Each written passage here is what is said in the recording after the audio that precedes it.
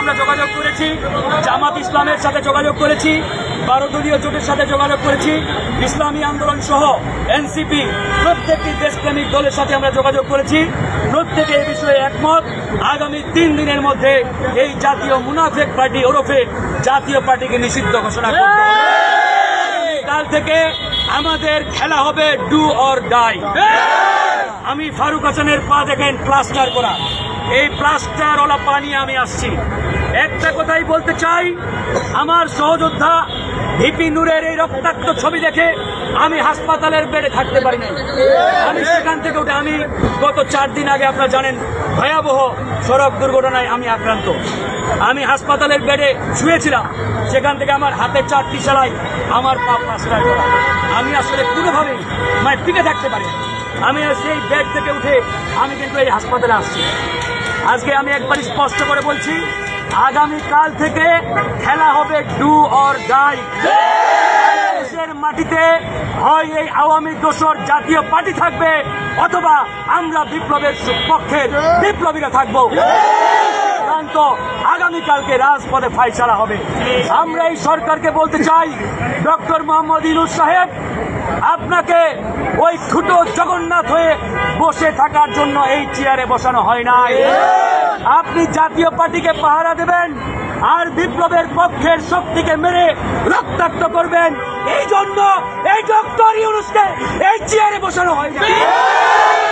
আগামীকালকে আপনার বিরুদ্ধে আমরা জানতে চাই আপনি কি সিদ্ধান্ত নেন এই জাতীয় মুনাফেক পার্টির বিরুদ্ধে। রক্তে আগুন ধরে গেছে, সহ্য করতে পারছি না, হাসপাতালের বেড থেকে ছুটে আসছে। কোনোভাবেই মানতে পারছি না যে এই বিপ্লবের পরে আমার সহযোদ্ধাকে রক্তাক্ত করবে, এটা কোনোভাবেই সহ্য করতে পারছি না। যে ছবি ভিডিও আপনারা দেখেছেন, এটা আসলে কোনোভাবেই ভাষায় আমি প্রকাশ করতে পারছি না ভাইরা। তো যাই হোক, আমি বিএনপি জামাত সহ এনসিপি ইসলামী আন্দোলন 12 দল, ওই আমজনতার দল সহ সবাইকে বলবো, আগামীকালকে আসুন ডু অর ডাই খেলায় নামি। আজকে ভিপি নূর রক্তাক্ত হয়েছে, কালকে বিএনপি হবে, আরেকদিন জামাত হবে, এনসিপি হবে। কেউই রক্ষা পাবে না, কারণ এই পুলিশ, এই প্রশাসন 90% এখনো ভারতীয় দালালেরা বসা রয়েছে, আওয়ামী লীগের দোসররা বসা রয়েছে, কাউকেই ছাড় দেবে না। তাই আমরা জীবন বাজি রেখে কালকে থেকে খেলায় নামবো। হয় জাতীয় পার্টি আওয়ামী দোসররাই বাংলাদেশে থাকবে, না হলে আমরা এই বিপ্লবী যোদ্ধা যারা আছি আমরা থাকবো। ইনশাআল্লাহ কালকে রাজপথে দেখা হবে। আল্লাহ হাফেজ।